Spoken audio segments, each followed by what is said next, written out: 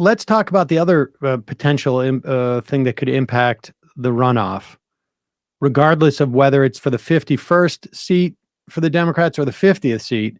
And that is Donald Trump. Something special is going to happen at Mar-a-Lago on the 15th. Now, it could be he's introducing like some type of like all-you-can-eat buffet at the club. It could be like a reduction in membership fees. Unlikely. Or it could be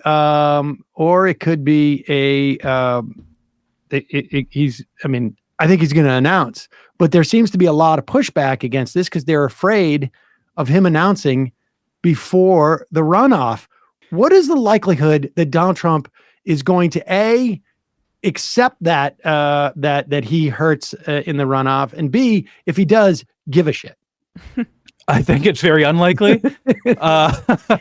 I mean, look, he, first of all, you're not going to be able to convince him that he had any negative role in Republican performance, right? Like that's always going to be someone else's fault. But no, I have to imagine. Like all of his candidates, they either didn't lean into and I know Bolduc wasn't his, but they either didn't lean into the election denial enough, or they were walked it back and were pandering to the libs in the general. Yeah, and so I imagine that no matter what anyone tells him, and he's going to believe that whatever announcement he makes can only help. That the more he's in the news, the more it helps. So I don't know. It wasn't reported he wanted to do it before the midterms, and then they actually did convince him to at least put the brakes on that. Yes, I'm sure the way that it went down was like, you're not going to be able to use the money you've raised for your legal defense if you use it before if you do it, the sooner you do it. So just keep that in mind. He's like, well, how much? And I heard a story way back in the day when he wanted, I can't remember that adult film actress or Stormy Daniels or he wanted Stormy Daniels on The Apprentice. And this is an inside story I heard actually from somebody who was sort of in the know. And all the ABC, was it? He was on NBC. All the NBC executives had to convince him not to do it because he was talking about it. And so they basically at one point just like figured out how much advertising dollars they would lose because he had participation, and they put that on a piece of paper and put it on his desk. And he literally was just like, yeah, okay, forget about that. And just and that was it. And that was the end of the whole thing. Like 3 months of him posturing to have her on, and then he just threw it away. Yeah. But that isn't there the idea too that the Justice Department doesn't want to act before an election, right? So then he can't announce before the election, but then he can just make the next election start. Exactly. That's the urgency. That's the urgency for him. Start the clock on the next election, so that it'll be political to prosecute him. Yes.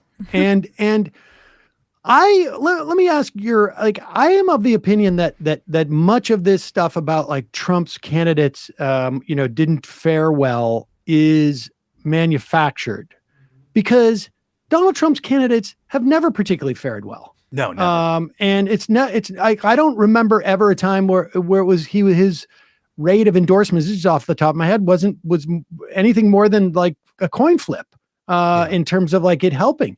In Alabama, it's not like 2018 was some year where he had the magic touch. No, and not in 2020 either. There's this, it's not terribly surprising. It's certainly, Obama didn't have that ability either. It didn't feel like, so this starts like, and he is sort of fighting it's really just one front, right? But it's DeSantis. Here's a tweet that it's a series. He put out a statement, but I think he also like truthed it out or whatever. Here's the truth. He truthed it out too. This is from the desk of Donald J. Trump. Okay. Will you please, Matt? Will you please put it up and read it in your Donald Trump voice, please? Okay. Yeah. One moment. News Corp, which is Fox, the Wall Street Journal, and the no longer great New York Post, bring back. I don't know what that means. Call Alan. Okay.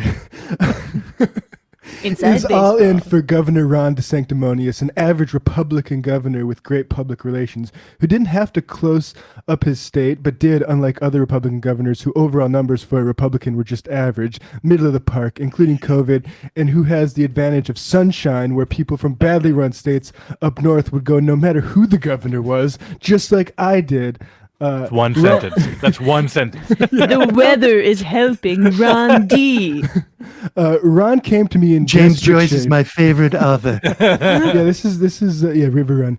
Ron came to me in desperate shape in 2017. He was politically dead, losing in a landslide to a very good agricultural commissioner, Adam Putnam, who was loaded up with cash and great poll numbers. Ron had low approval, bad polls, and no money, but he said that if I would endorse him, endorse is capitalized, he could win. I didn't know Adam, so I said, let's give it a shot, Ron. When I endorsed him, it was as though, to use a bad term, a nuclear weapon went off.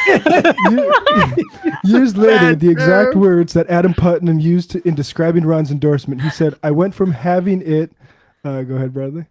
Having it made with no competition to immediately getting absolutely clobbered after your endorsement. I then got Ron by the star of the Democratic Party, Andrew Gillum, who was later revealed to be a, quote, crackhead, by having 2 massive rallies with tens of thousands of people at each one. I also fixed his campaign, which had completely fallen apart. I was all in for Ron, and he beat Gillum, but after the race, when votes were being stolen by the corrupt election process in Broward County, and Ron was going down 10,000 votes a day, along with now Senator Rick Scott, I sent in the FBI and the U.S. attorneys, and the ballot theft immediately ended, just prior to them running out of the votes necessary to win. I stopped his election from being stolen, and now Ron DeSantis is playing games. The fake news asks him if he's going to run if President Trump runs, and he says, I'm only focused on the governor's race. I'm not looking into the future. Well, in terms of loyalty and class, that's really not the right answer. This is just like 2015 and 2016, a media assault collusion when Fox News fought me to the end until I won, and then they couldn't have been nicer or more supportive. The Wall Street Journal loved low-energy Jeb Bush and a succession of other people as they rapidly disappeared from sight, finally falling in line with me after I easily knocked them out one by one. We're in exactly the same position now. They will keep coming after us, MAGA, but ultimately we will win. Put America first and make America great again. I mean, Yeah, good job, Matt. where's the lie? Matt, Yeah. Matt, well done. Matt needs some well water.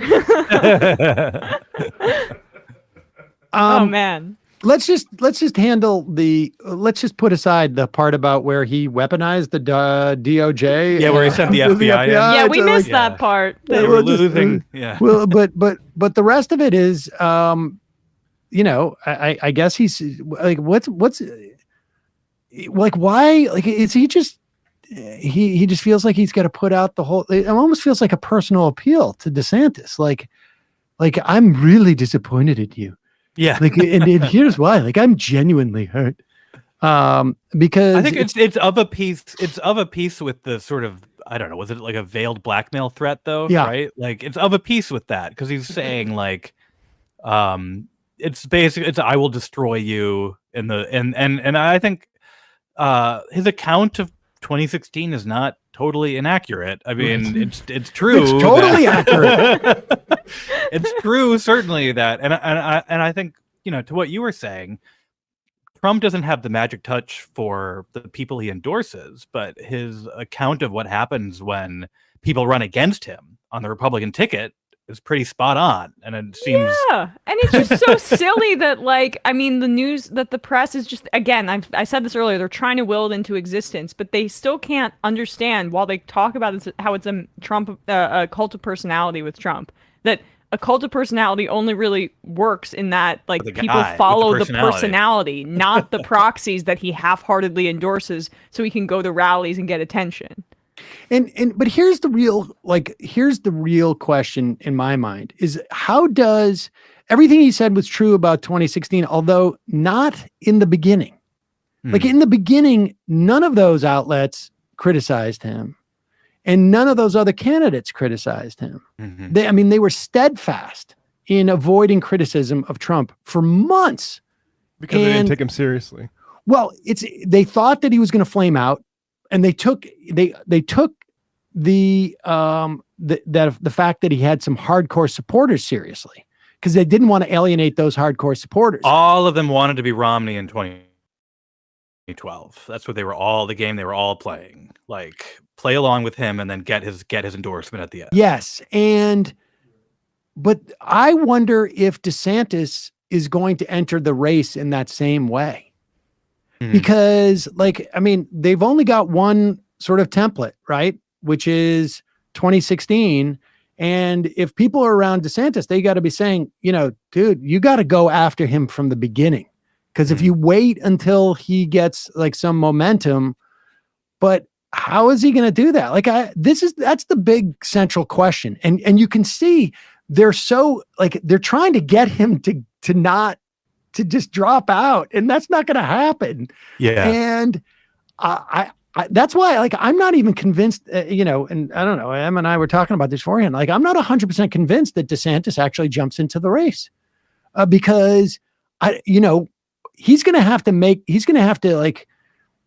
he could just avoid any type of conflict with Trump and just hope that for some reason that there's some magical reason why Donald Trump will flame out. But otherwise he's going to go at Trump. And that, it seems to me, comes to a great risk, because if he's going to drop out of the race, because he's, after Iowa or something, or after, whatever it is, New Hampshire, it's not a good look for him. He does not, in my opinion, have the people around him nor the Constitution to reverse course at this He's too point. poor and he's too short. Literally, you have Fox News, you have Ben Shapiro, all of the media, or conservative media operation kind of begging for him. I think he's peaking now, but he has the kind of ego, in my opinion, where it's he's too far down this road. Can a politician say no when the entire ecosystem is on his side, rooting for him? Even if that's disconnected from how primary voters are going to actually act. Yeah, I don't know. It's going to be interesting because I think Emma's right. I think he is ensconced in a bubble where he's, incredibly popular. And there's been this concerted effort to I think, dissuade Trump. Try to dissuade Trump from running. That's not working, obviously. And you have Republicans sort of touting him as, Trump without the baggage, but, the baggage is kind of the appeal. So, I don't know. I think I can see him being a little bit paralyzed by not knowing when and how to strike Trump, because, he needs those voters. But Trump has no compunction about just striking first, obviously. Right.